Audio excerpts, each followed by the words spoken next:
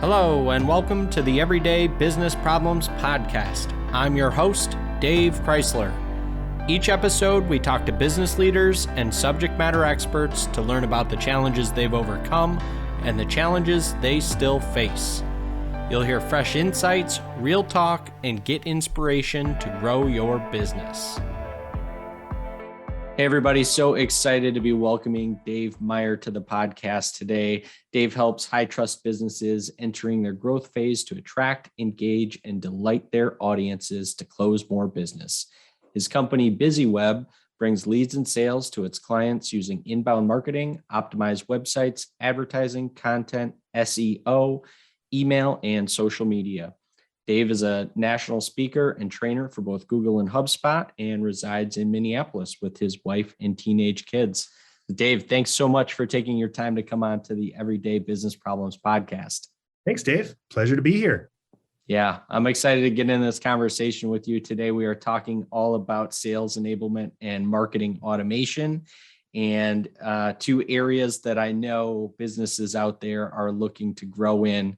You hear a lot of what can we do to drive inbound traffic. So excited to get into this conversation with you because I know you've got not only the experience to back it up, but I'm sure you're going to have some pretty incredible stories to share with us as well. We'll try. It's a wild, wild west world out there. And so, anything that we can do, especially for our clients and manufacturers and, it's kind of the small to medium sized businesses. Yeah, it's just a unique market with lots of unique needs. So it's fun. Yeah. And it's ever changing, right? I mean, the speed at which this stuff changes is just incredible. So, when you think you have a strategy and you're trying to implement maybe yourself or with a small team, it's always good to engage people like Dave because they do this day in and day out. This is the stuff that they really live for. And because of the speed at which this stuff changes, even to just have another kind of person in your corner, business in your corner that you can rely on to help you strategize, is really, really important. So, cool. Yeah. So Dave, where did all of this kind of start for you? What was the kind of genesis of starting in this business and why on the inbound side? What kind of attracted you to this? Well, it's kind of a long story, but I'll give you the medium version, right? I love it. Long story is usually only interesting to the guy who's telling it. All right. So, way back in '99, so a century ago, right? I was starting work at a bank in the U.S. and one of the big ones, and I looked across the sea of cubicles and decided right then and there that I needed to do something to save my soul. And so I started BizzyWeb part-time, just kind of as a side venture at that point. And we were web design mostly, hence the BizzyWeb. And we were early enough that I could type business and web and get a domain name. And so the rest, as they say, is history. And then as we've grown with our customers, we've adopted and done what they needed. So first it was websites. And then if you do websites well, you need to have leads and you need to have traffic, right? So then we started doing marketing services, social media marketing, advertising, all of that. And then as it became clear that businesses were not only needing to get traffic, but they needed to have a tool or a system to foster those leads through all the way to deal close, then we started adding on inbound marketing. And for those of you that might not know what inbound is, it's the act of generating high value assets or, items that you're willing to download or events that you're willing to attend, basically anything that you're willing to trade your information for to say, I would like this and I'm willing to raise my hand and give you my email address. And then after that, we turn it into almost like a choose your own adventure campaign, where you tell us what you want by clicking on things and we give you more of that. And so a well-done inbound campaign feels like a conversation and a consultative engagement as much as it does marketing. It should never feel like you're trying to sell. You're just helping your way into the next new deal. So that's kind of how we approach it. But yeah, for the past 23 years, that's kind of what we've been doing. And I took BizzyWeb full time in 2008, right at that last amazing time to start a new business. Right. And we're used to the lean mean times, and this has been just a delight, because the tools that we partner with between Google and HubSpot, and website building and all that, our small team of 24 can really dig deep and give our customers everything that they need in order to convince, convert, and engage people to take the steps that we're looking for. I really like how you laid all of that out. I mean, being a process driven and systems person myself, it just kind of music to my ears. And there are a lot of tools out there to help you with the implementation of this and the execution of the strategy. But what you said in there is really impactful, because it kind of sets up great for my next question. But it's this thought process of, why do you feel like people struggle? And from my perspective, I think it's really what you said in that first part, which is sales and marketing can sometimes come across as though it's too forced. And what you said in your first response and kind of how you laid it out is really taking a systematic approach to making it feel like a conversation and continuing those touch points, utilizing the technology to understand how people are interacting, how that conversation is progressing. So kind of part A question, where are you kind of seeing businesses struggle from that standpoint? And then part B, how is what you guys are doing kind of, bridging that gap? Sure. So the biggest challenge that most of our clients have is they understand what they do, but they don't really understand what makes their customers care about what they do. And so, we are a manufacturing company that's been in business for 23 years. And, we're the premier provider of X, Y, and Z widgets, and nobody cares. Nobody cares.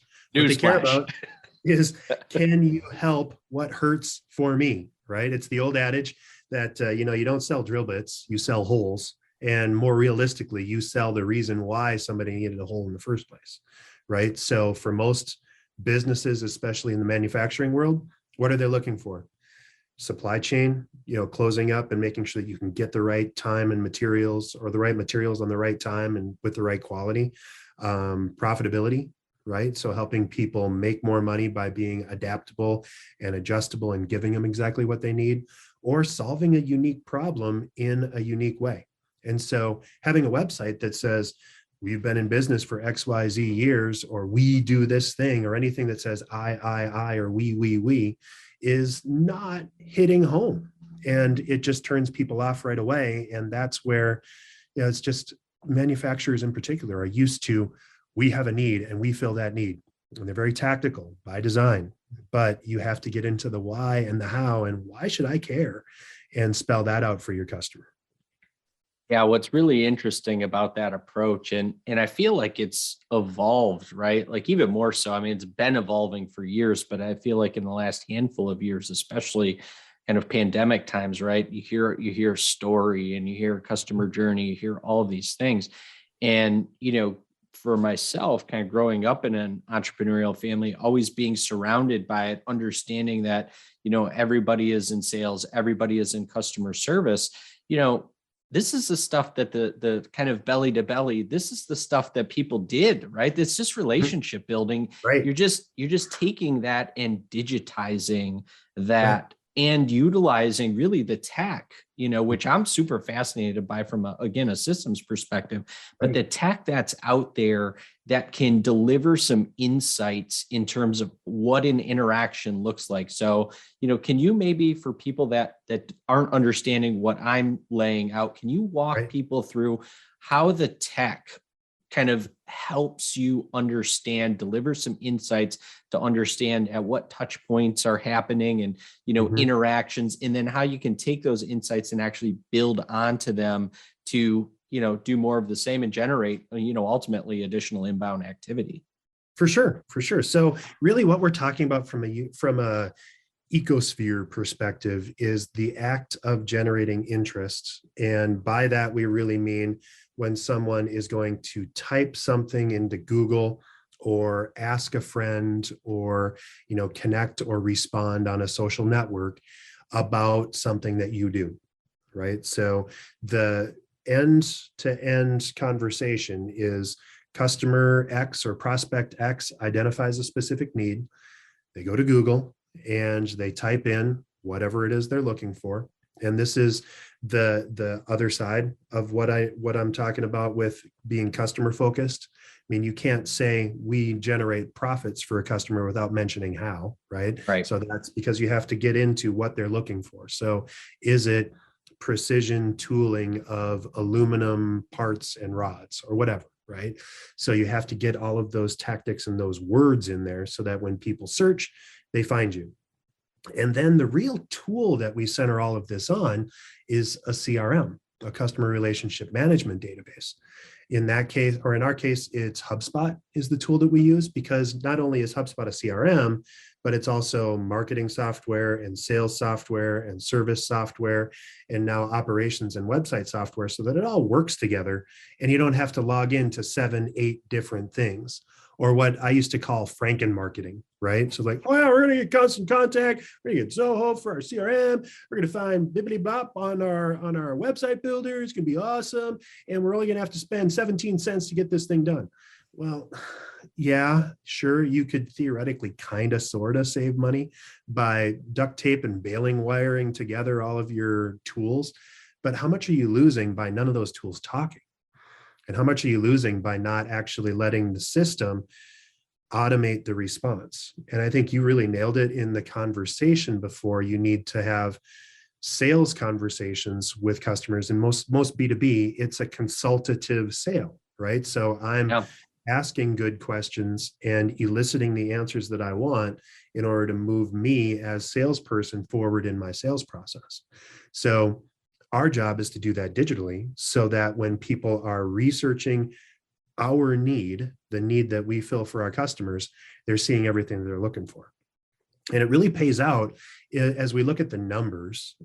People that are searching for a B2B service click about 80 times on different websites, different links, different resources before they ever contact a business, whether that's calling them or filling out a form. So it's our job to give them as many of those 80 clicks and enough depth to understand that we are worth connecting with. And so that's kind of how that entire thing goes through. Yeah. So, again, on the technology and tools, what we like to focus on is, of course, website and having all of the content on that website as built out and as keyword and information rich as possible. Give them as many of those 80 clicks as possible, right? And then tying that into a CRM and using marketing automation to do that choose your own adventure, right? So I'm looking for precision milling of metals. Okay, what metals am I looking for? Well, you can click on aluminum, you can click on zinc, you can click on, titanium rods, whatever it is, and then letting them follow that path down so that they're getting the information that they want.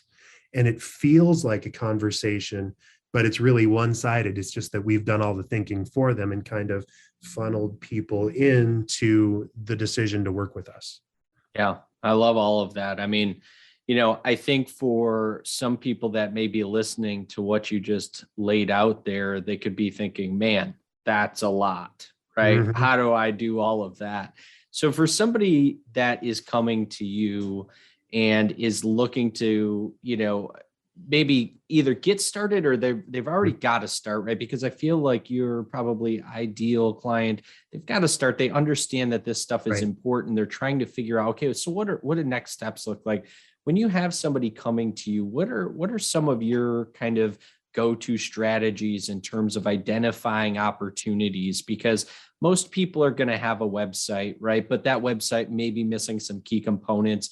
Mm-hmm. Most companies, I would say probably 50-50 on the CRM approach, right? Because some understand the value and maybe have one, but maybe don't have it fully implemented. That's the stuff I run into from time to time. So maybe for the people out there, what are a couple of your go-to strategies that, kind of we need to check off these, couple of things first before we really get into the, the kind of amplification that we're Right. looking for.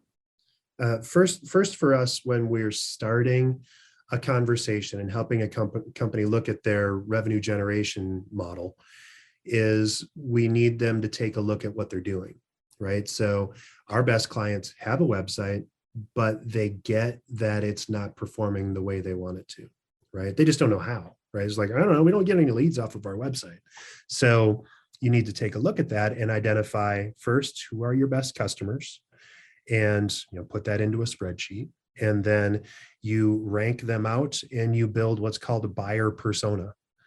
What makes these people tick? What are they interested in? Most importantly, what problem do we solve for them? And what is that first decision point? So it sounds like a lot, but all I'm identifying is my marketing working? Yes, no. Probably no. And do I know who I'm targeting and who my best targets are? Yes, no, probably no. And then give me a couple of examples. And then we build out a conversation and really go through the mechanics of, okay, well, they are most likely to search for these 3 solutions. And so then you start optimizing and looking at, okay, well, do we have that content on our website? Probably not, if we haven't thought about this before. We just say that we've been in business for 23 years.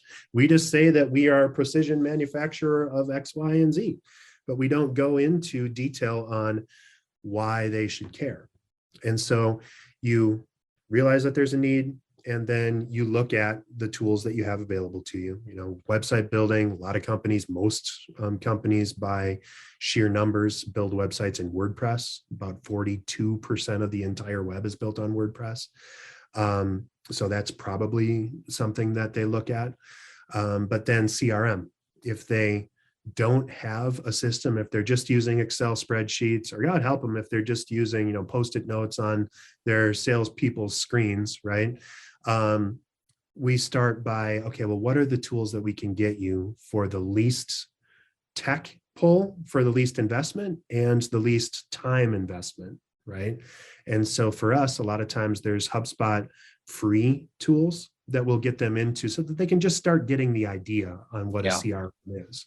And you can upload all of your contacts into that tool. You can track it. You can track it with email, so that every email that you send back and forth to that customer across anybody in your team, you can see every time you've talked to Larry in operations at XYZ company, and note this is what their needs are. And then as soon as they start saying the magic words, we need to automate some of this, or we need to do this smarter, that's when some of the paid versions of those tools come into play. And it doesn't really matter if you're using Salesforce, if you're using Zoho, if you're using any of the probably dozen really good ones and several hundred sufficient CRMs. If you're getting something out of it, you just want to figure out, okay, well, how can I organize those tools and get my team to start using them? Which is why I like HubSpot as a tool, because it's immensely usable.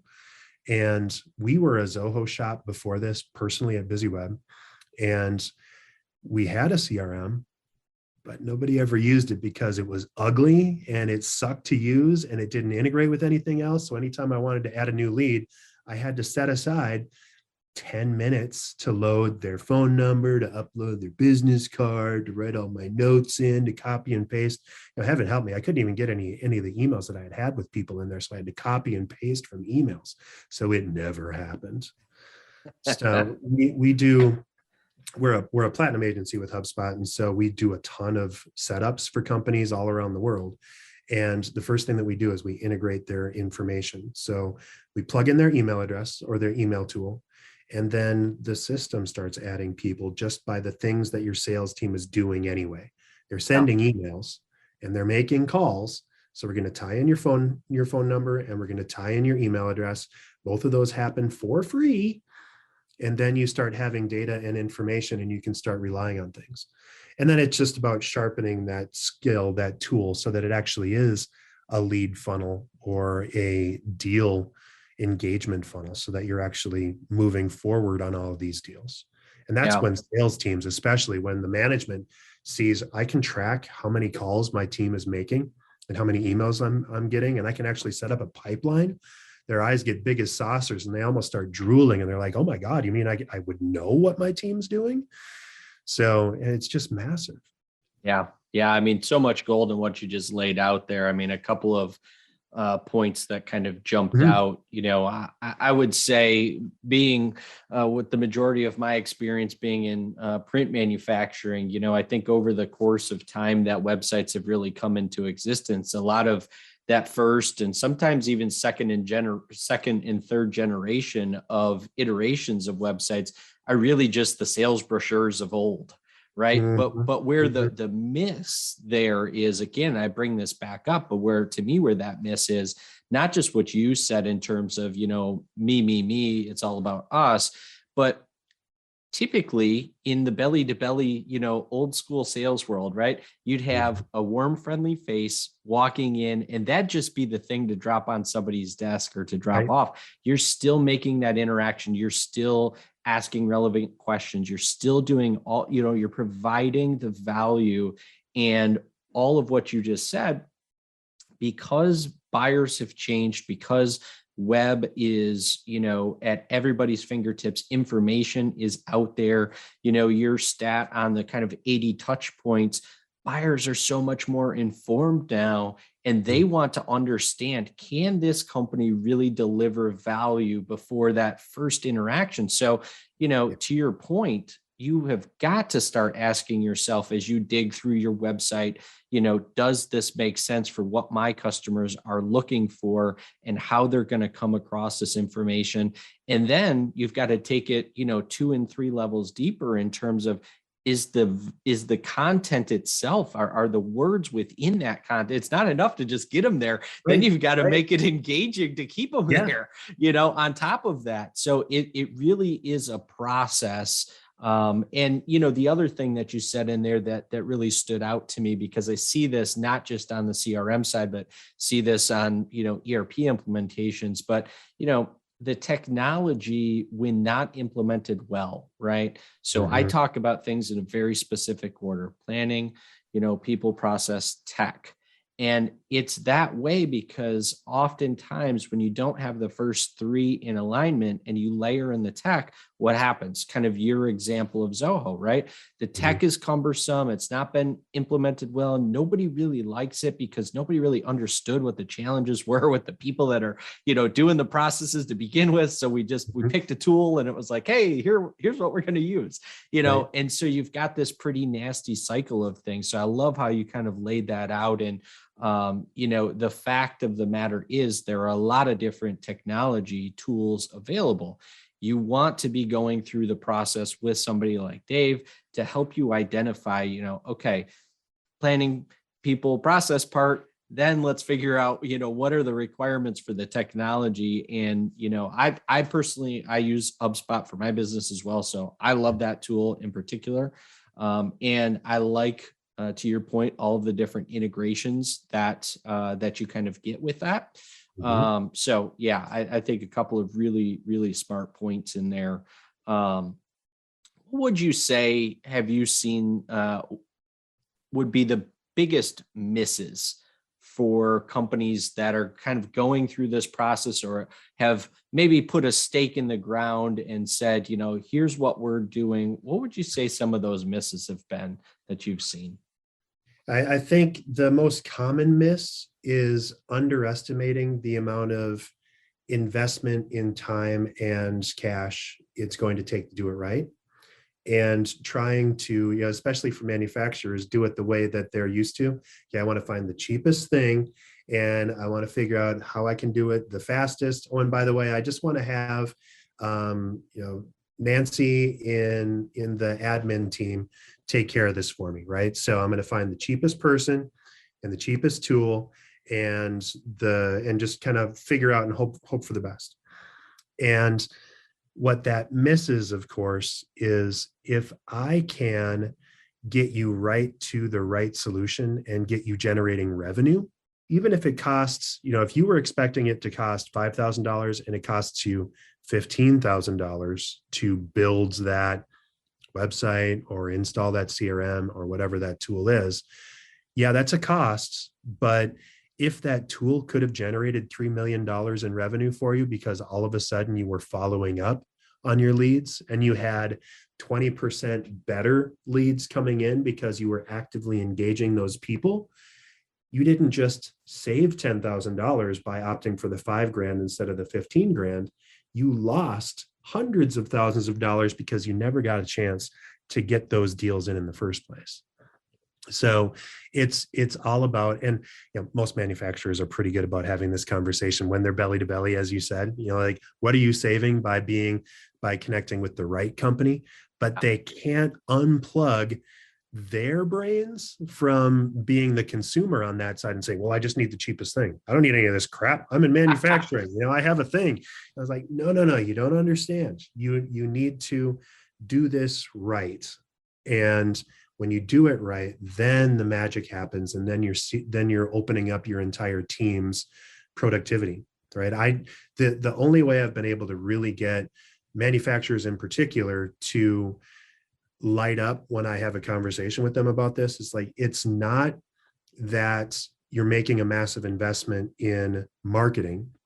It's that you're investing probably about what you would have hired someone to do. So about the cost of a hire, and using that investment to generate 3x, 4x, 5x what a single person would have been able to do as far as new revenue, new generation, because all of a sudden you're working with a small team of people instead of at best one person that's going to give you maybe some good results, but that's a heck of a dice roll to hope that one person is going to be able to be perfect at every single thing that you need.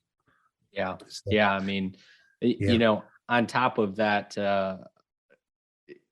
a couple of things, one of my all-time favorite sayings that, as you were talking, it just jumps into my mind, right? That's the way we've always done it. Okay. Oh God. This was like, that was, prime for that saying. And it is a widely accepted thing in manufacturing. Specifically, you hear that quite often. So, taking a look from that approach and that approach alone, will help you with this. And, your point on the opportunity costs, right? Like, it's not all about getting the least expensive thing that'll kind of work. It's really about identifying what the needs are. And then to your point on that, ROI side of things, right? Even if you do have one person that's an all-star, that's amazing. I say it a different way for the business owners that I work with. If you're an owner operator model and something happens to you, right? What's going to happen in your business? Can your business survive an event where you're pulled out for 3, 4, 5, 6 weeks at a time? And it's the same thought process, right? So like the technology and building out the strategy and implementing the way that you've laid it out, to me, it gives you visibility, far greater visibility than you would ever have with an individual all-star. And that doesn't take any value away from that person or that team of people. Right. It to me, just the opposite, right? It empowers them, it engages them. They now have the tools to be even more successful. But should something happen, you then, as team lead, as a manager, a leader, owner, what have you, right, still has all of the visibility of the activity. You have not lost any of the insights that you've gained because you have systems in place that are surrounding the people that are doing the work to understand, how do we move forward with this? Right. Well, and it's actually, it's a multi approach kind of a thing too, because not only are we talking about marketing and having somebody great in marketing and having a team versus a person, but think about that on your sales side too. If you have a salesperson, and this really came into sharp focus with COVID, if you have one person that's just kicking butt and taking names, what happens if that person's offline for a couple of weeks? Or what happens if the proverbial bus comes along, or the nicer version of that, if they win the lottery, right? Yeah. So, I would have to keep that one. Yeah. That is a nicer thought than the other. If you don't have a system that's tracked every interaction that you've had with customer X, what they're interested in and what they need, then you're missing out on all of those future opportunities. And you've just gone back to square one. Where with the right tools and technology, I can see that Mary Smith visited my website yesterday, and she visited the About Us page. She looked at the specifications on XYZ program or process, and she clicked contact. So that automatically raises up, and I can give that a weighting inside of the sales side of the CRM. And I can actually give my sales team an active task saying, we've got a hot customer on the line that's been researching us, or they've attended an event or whatever. So not only am I doing choose your own adventure marketing, but as soon as somebody rifles through enough papers in our old brochure example, I can have the sales team pick up, and it almost feels like kismet. They're like, oh, I was just looking at you guys. I was like, yeah, you dang right. I know you were looking. Imagine that. Yeah. What a coincidence, right? So it can feel very organic when it's done right. Yeah. And if you rely on systems and build out a conversation with the right people from the very first interaction all the way through the decision to purchase and get to the next step in re-engaging them after they've become a customer, right? Then you can keep growing your business and just rely on the system to do a lot of that heavy lifting for you. Yeah, that's really great. And I think, is good, especially in manufacturing. And again, this could be dependent on exactly what you're manufacturing. Right. But I would say in general, sometimes we are so hungry to grow the business that we're always looking for new opportunities and not necessarily doubling down on the opportunities that we already have within our four walls, right? And what you just said is a perfect example of that. How do we service the group of people that already know, like, and trust us and have purchased from us? How do we continue to build that relationship? And again, having these tools available, having that tech, having the systems in place, allow you those insights to be able to continue that relationship and build upon it and find potentially, right, new products maybe that we're going to go into and manufacture because there's a need, because somebody is constantly searching, or you have that warm connection, so you can have those types of conversations. But I think that's a great area for people to focus on. Obviously, we want to continue having incoming pipeline be strong, but goes to say that we should be concentrating on what we've already got as well. So, oh yeah, well, and it's the technology makes this so much easier. I mean, the really, really amazing news about technology is that everything keeps getting cheaper and more accessible. Yeah. Right. So if you had a CRM in the past and you hated it because it was awful, I got news for you. These new ones are not hard. I have a customer that we just signed on doing a website rebuild for them. They actually had HubSpot and nobody ever used it because they're like, well, we don't want to have to type in our business cards. Like, hello, there's an app on your phone. You can just take a picture and it'll automatically do the OCR and scan it up. They're like, you are kidding me. I have a stack of 500 business cards that I've just never gotten to. Like, yeah, the technology is going to help. So you can build that. And, especially on the existing customers, it's 10 times easier to get an additional sale from an existing customer or from a referral from an existing customer than it is to grab a brand new sale from somebody that's never heard of you.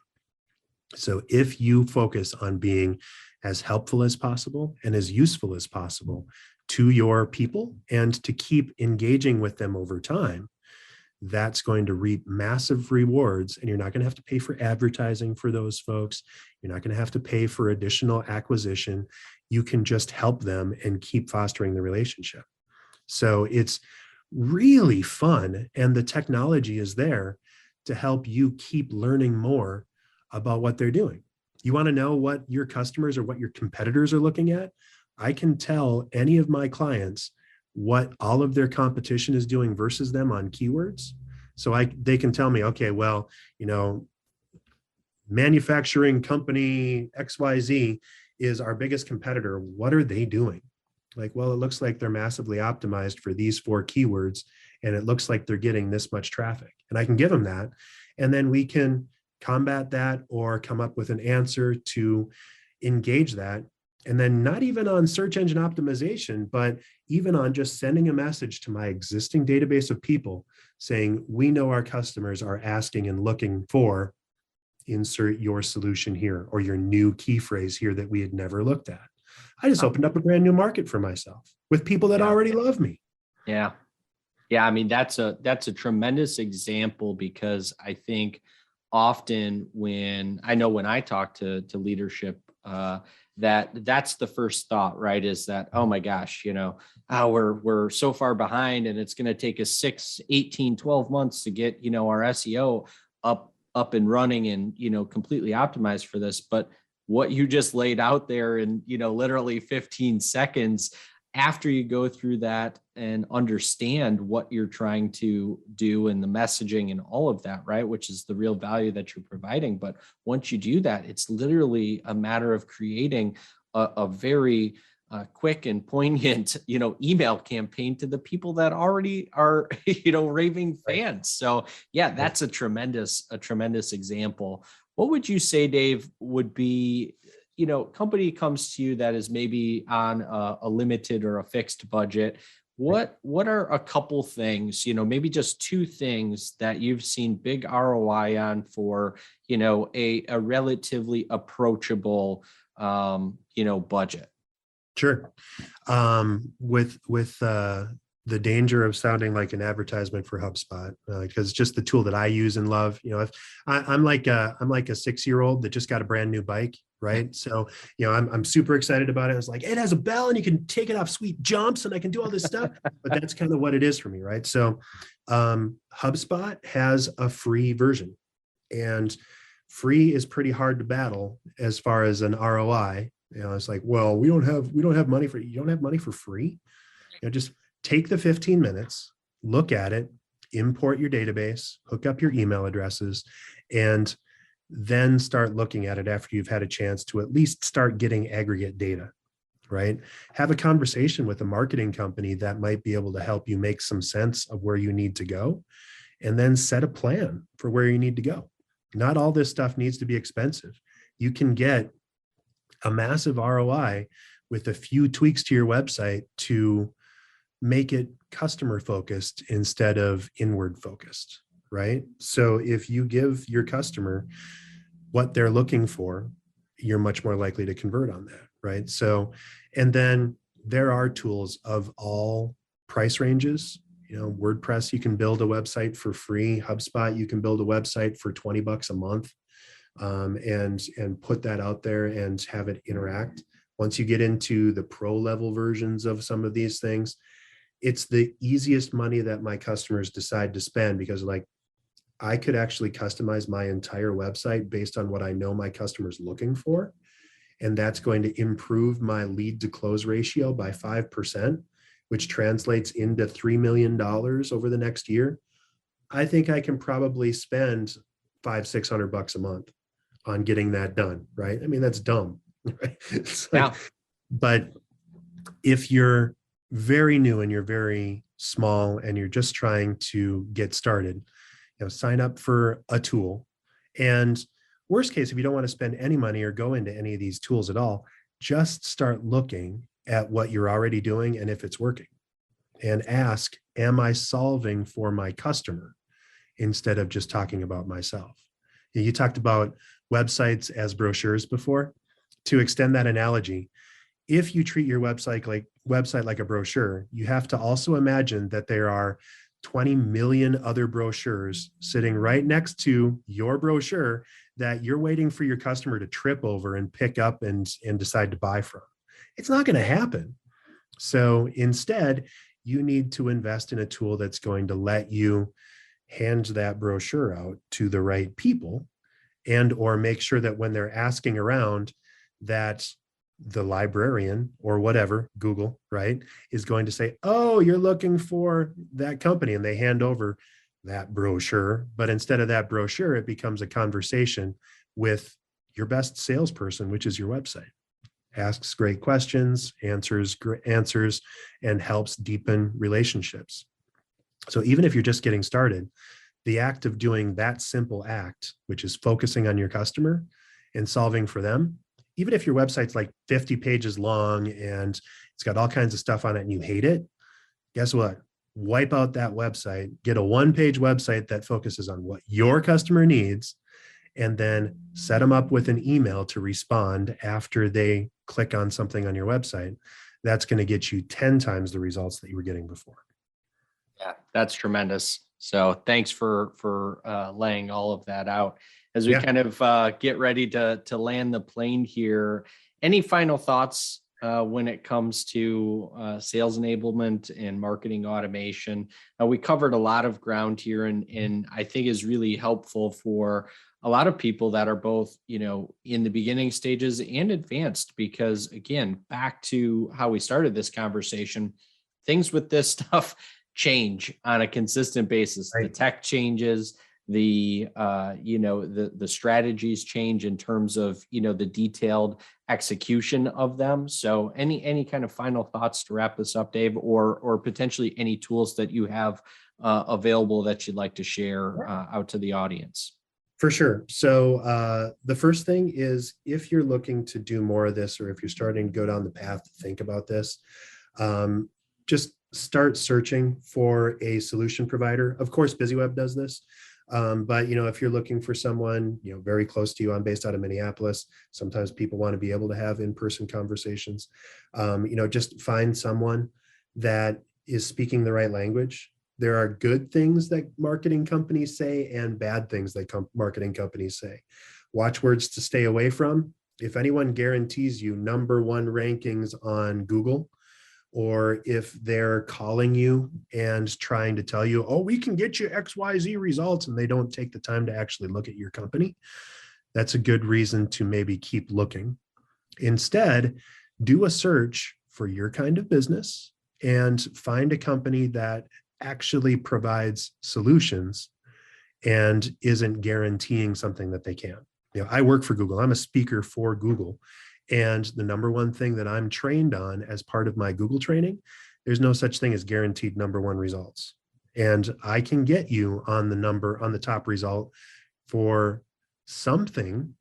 But like, if you Google right now, purple monkey dinosaur, you're going to go to the web posts that I made about useless keywords.